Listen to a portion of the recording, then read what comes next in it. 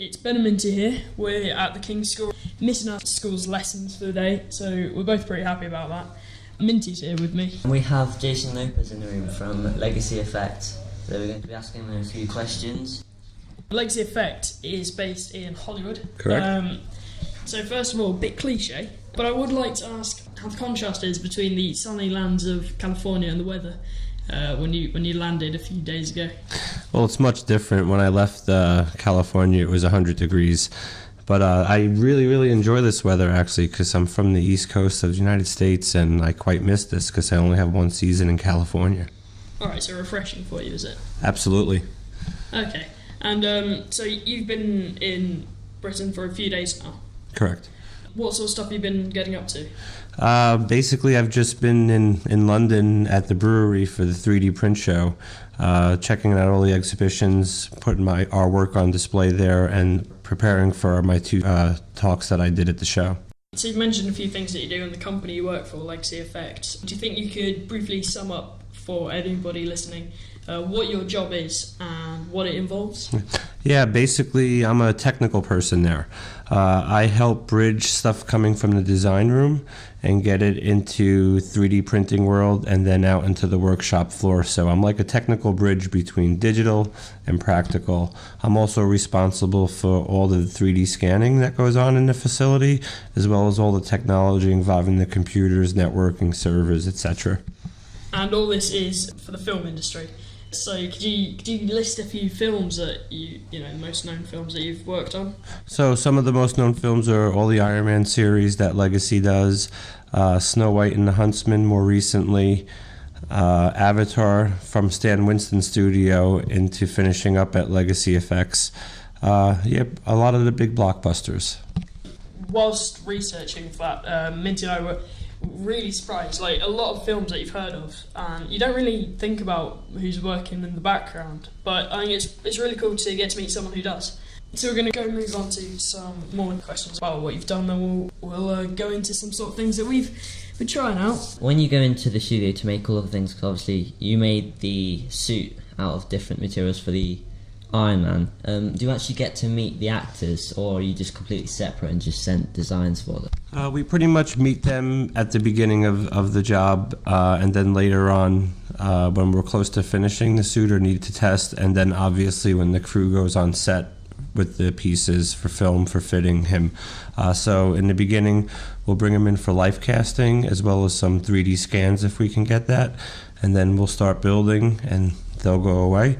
And then when it's time to start test fitting him or her, they will bring him into the studio, or sometimes they'll go to their location, see how it fits. And then obviously at the end, when it's completely done and all the items go on set and need to be dressed onto the person, the crew is working with them fully. So did you get to meet, I think it's Robert Downey Jr.? Yeah, early on the first Iron Man, I did briefly. Once we have his data, as long as he doesn't change too much, bulk up or anything like that, we revisit that data throughout the other films. So is he a nice guy? Very nice guy, absolutely. Must be one of the biggest, or one of the ups of the job, to be able to work with people like that and say you've worked with people like that. Your achievements that everybody knows. Yeah, it's nice. It's nice to work with them, but it's also nice for me. Like that's nice, but it's just part of the job. And what I really enjoy about the job is getting to work with the designers and the traditional crew at the studio, because most people outside of what we do love celebrities, and no one behind the camera, like the digital modelers and artists like that, those are celebrities to me as well, because it's outstanding what they can do. As a child, a lot of people have dreams and aspirations as to what they want to do when they grow up. A lot of them don't come true. I mean, astronaut, everyone's been through that. I think marine biologist was one of mine for a little while. So what influenced you as a child, and have you always wanted to do this? What role models were there? Legos influenced me as a child. I always liked building with Legos, and I pretty much still do to a degree. And then what got me into film and video was when I was a skateboarder. When I used to skate as a kid with my friends, we used to make videos. And that's what made me want to pursue an art degree and figure out filmmaking or video filmmaking as well. So I've got a friend who makes films or little videos, puts them up on YouTube. Is there any advice? Because he wants to be a film director when he's older. It's not exactly the same job, but I'm sure the roots are, well, as you just said, are fairly similar. So what sort of advice could you give him? Just keep doing what you love, and if he likes making films and videos, just keep making them, because you do what's at your heart.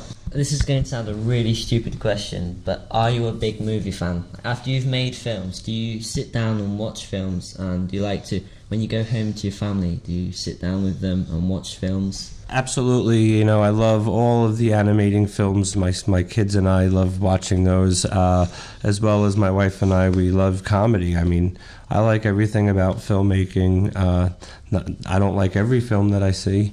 I don't like every film that I work on per se, but I do respect all films. So, this job that you have at the moment, have you always had that, or have you stayed in the same industry and moved around in that place, or have you done a lot of different stuff in your time? No, I didn't start out doing this. I started out working more in video editing and graphics world, and then later on, through the people that I know, were able to meet Stan Winston and then get hired by Stan, and that's what allows me to do what I do now. Which would be your favourite films that you've helped make, and why would that be? Definitely when I first started, they were already in Avatar. That was a very fun process to watch and help on the smallest scale with at the studio. I'm a technical guy there, so we have digital artists, we have traditional technicians, and me being able to just help bridge the gap between them, it's very satisfying. Mint's got a few questions about the Hunger Games, because we went to see that. We were on holiday, actually, camping trip, and we went to go see it in the cinema. Minty sort of fell in love with the film. I'm not going to say the female character in the film, but I'm sure he's got a secret crush there that obviously won't be any secret anymore. That's obviously not true, but I'm a massive fan of the Hunger Games. I've read all of the books, and I've heard of the releases of the new ones when they might be coming out. Can you tell us what you've done on those films and the general things that you've helped out with? Well, as far as Hunger Games goes, they came to us asking to come up with some concepts of some of the creatures and the characters, and two of our lead artists, Scott Patton and Ian Joyner, worked for weeks just coming up with different designs and styles for them to adapt and see if they wanted. So that was the extent of that for Hunger Games, and then they came back to us there's a scene in the film where there's a stamp that comes down and gets pressed. It's like a gag that they asked us to do. So I was involved with that with Scott Patton, who designed this stamp based off of the logo. And we printed that out on our 3D printer in the shop over a day or two, and then actually cast the stamp part into a certain type of metal and assembled it together, and then came up with a wax technique to actually do the press. And it was come to us at the last minute, and we pulled it off within a couple of days, and it went over pretty well. When you get crazy deadlines, I'm sure you must get some people contacting you with something a little bit ambitious, maybe? You occasionally get that? All the time, but we just do what we do. You just have to work overtime? Absolutely. Yeah, we work a lot. Do you have normal work hours, or do you just, when they need you, you sort of change it a bit? For the most part, we're an 8 to 5 shop, but with anyone that's a professional within their career, you don't walk out of the door until you know you're confident that you've left your project where it needs to be. My understanding of how the system works is someone will come forward to you and ask for something to get done. Whilst that's being done, do you get any influence in how it's created, any parts of whatever you're making? Sometimes a studio will already give us a concept design to take into the digital world, and a lot of times they'll come to us and say, we have an idea, we don't know exactly what it should be yet, so they'll allow us to develop it, and that's where it comes down to those two guys, Ian Joyner and Scott Patton, that are kind of our lead artists. We'll work on it for days, weeks, and just come up with many different versions of what they think the vision should be, and then we'll present it from there and see what they like. What has been the biggest thing you've actually physically made for a film, or just in your spare time? I think the biggest thing that I have seen at the studio that I can talk about that I've seen physically made has been the Avatar amp suit. The exact dimensions I may be off some, but believe it was just about 20 feet or so very impressive feat that mixed all different technologies. We milled in foam, we rapid prototyped, we scratch built. Just seeing the research that they did to look for military style nuts and bolts, it's pretty impressive. And then when you see it all come together at the end in this massive monstrosity in front of you, it's breathtaking. You got to go in it, did you? Yeah, before it shipped out, after we finished it, I believe it shipped to New Zealand, if I'm not mistaken, and we had like photo shoot day with it where all the crew posed in front of it, people climbed up and got into it and things like that. So you mentioned stuff that you can talk about. I'm assuming that you mentioned earlier that you you can be working on a film for years and years before anyone gets to see it. You have to sign confidentiality agreements. Yeah, every project that we work on, we're under a confidentiality agreement, as well as when anyone gets hired at the studio, part of their paperwork is a full non-disclosure agreement to what we're working on. So there's basically double stealth going on. What's the punishment? It could be legal. You could lose your vendor and never be hired again by them. I mean, there's a lot of ramifications for that. And in today's world, it's very hard.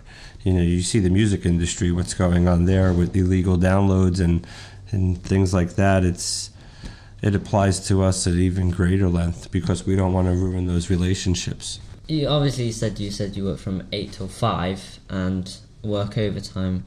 How do you find time for your family? Like weekends or just generally free time? Weekends and some of the things I can do from home to a degree, or if I know it's going to be a little bit before the design room is ready to hand me off stuff, I can go home, hang out with the family, put the kids to bed, and work from home or go back into the studio. And I have a wife that has known me through this industry, and I met her in the industry in New York, so she understands, and the kids understand, and you just do what you can to make the time for them, because there will be a time where I will be able to spend a lot of time with them after working so hard. It's not like we work 24 hours a day every day, you know, but sometimes when a job calls it, they understand. You came to the King's School because one of our teachers has organised this big trip. I think you've been looking at the portfolios of a lot of the students. Now, at the school we've got a program called SolidWorks, which is a 3D design software. So basically you can make something on the computer and have it printed out 3D. Very expensive to do, but it can be done. Now, Minty and I, we're in here because we're doing this interview. I've met you before on Skype conference call, but we're here to do this interview. So what I'm trying to say is we're hopeless at SolidWorks. We're pretty bad. Minty started doing a tutorial to show you. Did you even finish it, Minty? No, I was a camera case and I got the front bit done, but the end bit, it was something about making a lip and it was just mind-boggling and confusing. It's ridiculously complicated. I tried, really failed to make... This is better than what I can do in SolidWorks. I'm not a SolidWorks person at all either. You use a lot of different softwares. We let our artists choose what software they want to use, and then at the end we go through ZBrush, Pixelogic ZBrush, and then another program called Materialize Magics. But we fully believe that's part of our studio, that whatever artist we hire should be able to work predominantly in the package that they're most comfortable with. So we're not a SolidWorks company at all. If someone came in and wanted to use SolidWorks, yes, we would absolutely let them, but that's not what we're about. It's, you know, we mostly use Maya in-house and things like that. But obviously when you come here, a lot of the students use SolidWorks. They've created some incredible things. We're going to talk to them later, because they've had some questions for you, and would like their input. They've made some incredible things. I mean, you see guitars and bikes. Headphones. It's fantastic. I attempted it. The recorder that I'm now holding currently in my hand has been portrayed a little bit differently to what it looks like in real life. I think I might actually bin this. It's a bit ashamed of it, to be honest. Be ashamed of it. This is how you learn. You know, like I was saying in the seminars that we were doing in London, your best way to learn is to fail or think you fail, because you'll learn so much off of it. You never put yourself down in your work. It's all a learning experience. You guys are quite impressive with how young you guys are and seeing what you're doing in your lab and just seeing the 3D printer in there. It's pretty phenomenal, and just the attempt to do it. And you don't have all the resources at your fingertips like we do back at my studio, where we have all of these seasoned veterans. So if you have a little bit of a mental block, you have someone to go to help you do it. So it's quite impressive, actually. A lot of it has to be credited to the DT department, really. I think probably one of the best departments in the school. No offence to anywhere else. No, we love the maths department, absolutely. But yeah, they create a lot of opportunities for us here, and that's very important in the school. I think there's a campaign going called Believe in D&T. I don't know if you've heard about that. I haven't. I think there's a campaign in Britain to keep DT on the curriculum. It absolutely should be kept on the curriculum. I mean, this is what it's all about. You guys are going to be supplying the world with your thoughts and your creations, from here, and it's, like I said, it's so impressive to see at such an early age what you guys are involved in. I didn't get involved into this technology until about six years ago. I mean, so it blows my mind. Had I been able to get my hands on this years ago, you guys have a 3D printer in there. Today we have Objet here with another piece of 3D printing technology to show you guys. It's absolutely amazing. Minty and I are both doing GCSE DT because we choose our favourite subjects, really. And it is nice to have. It opens up a lot of doors. I mean, if you take some GCSEs and if that's the career you actually want to go into, such as maths, I think it's pretty limited as to what you can do. I mean, some of the things you can do if you really want to do it, it's brilliant. Like a teacher for maths is probably a lot of the common things, but with DT you get a lot of options. I mean, if you're good at it and you've got the qualifications, you can go into a lot of stuff. What we're doing now is a lot different to what you do at the moment, but I'm assuming it's sort of starting blocks if someone did want to do that. Absolutely. It'd be a good way to start.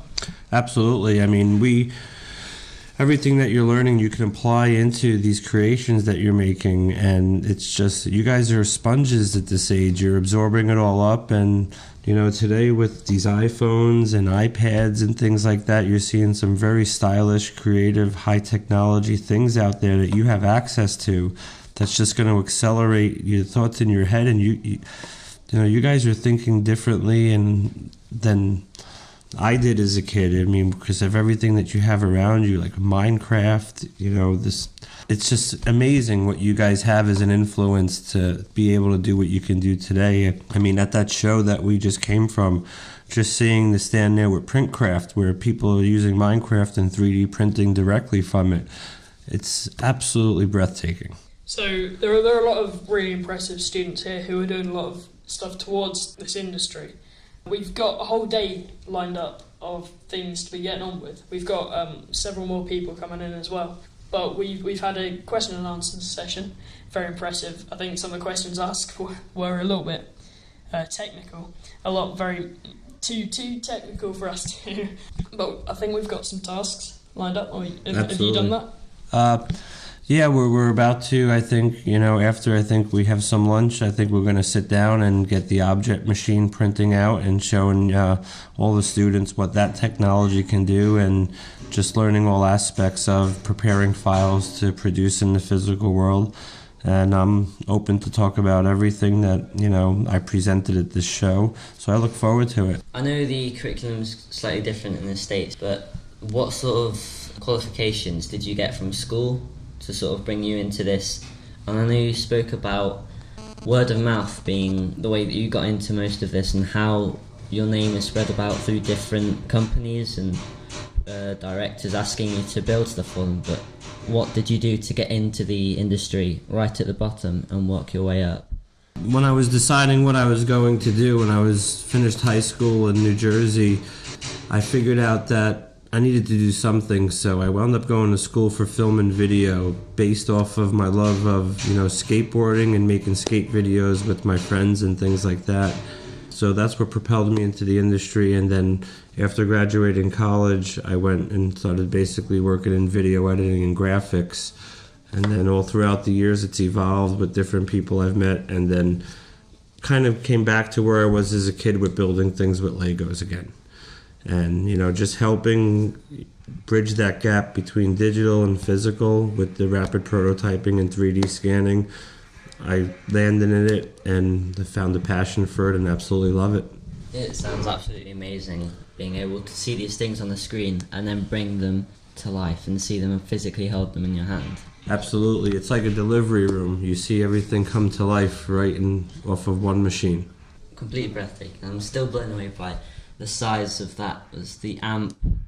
The amp suit. The amp suit was 20 feet. I can't remember what you said it was made out of. We've milled things out of foam, rapid prototyped, even scratch built things. So something so massive is broken down into smaller pieces and then assembled back together. And it actually worked. I just can't get my head around something being made on a computer and then being physically brought into the world. Pretty amazing. You have people from Develop 3D here today, someone from IPF, which is a service bureau out here in the UK, Gary Miller, and then also TriTech, the people that brought in the object technology today. Thank you very much, Jason. Thank you, guys. We've got slightly into break time, so very sorry for that. That's okay.